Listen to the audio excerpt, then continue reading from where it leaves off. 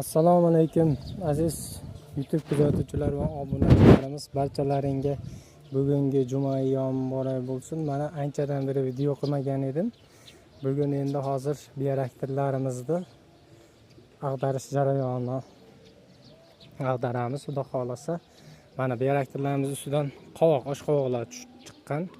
Mana bu bioreaktorimiz ustidagi qovoqlarni qo'yib qo'yamiz. Bu yerda 3 tüp, 2 ta bioreaktorning ustidan chiqqan. Bunisidan 2 ta, unisidan 1 ta. Mana shu 3 tüp oshqovog'imiz necha tüp oshqovoq solishini xudo xolasa pishganda, hosilni olganda ko'ramiz. Mana bularni endi ag'darib tashlaymiz. Bularda ham bor. Bular o'ziga o'g'itib ketadi. Albatta do'stlar, Kaliforniya qizil yomg'ir chuvalchanglari har qanday chiqindilarni qayta ishlab chiqazib beradi. Tabiiy organik o'g'it. Ularda ekinlarga, mevalarga, har xil ekin nima eksangiz, masalan, ro'zg'orga ishlatadigan poliz ekinlar deysizmi, ularga ham solib ishlatsangiz bo'ladi. Uydagi chiqindilarni ham tashlasangiz qayta ishlab chiqazib beradi bioreaktorlarimiz.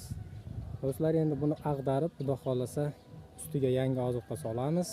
Keyin jarayonlarni ham albatta sizlarga tashab ko'rsatib borishga harakat qilamiz. Anchadan beri video tashlamagan edim. Video qila olmayotgan edik, ayrim sabablar bilan ishlar ko'payib ketib. Xudo xolasa endi bundan buyog'iga albatta videolarni tashab borishga harakat qilamiz qo'ldan kelgancha. Videolarimizda kamchiliklar bo'lsa, oldindan uzr so'raymiz. Hammalaringga omad tilaymiz do'stlar. Albatta videomiz bittadan obuna bo'lib, like bosib qo'ysalaring, videomiz birinchilardan ko'rishlaring mumkin va videomiz keng tarqalishiga o'z hissalaringni qo'shgan bo'lasizlar do'stlar.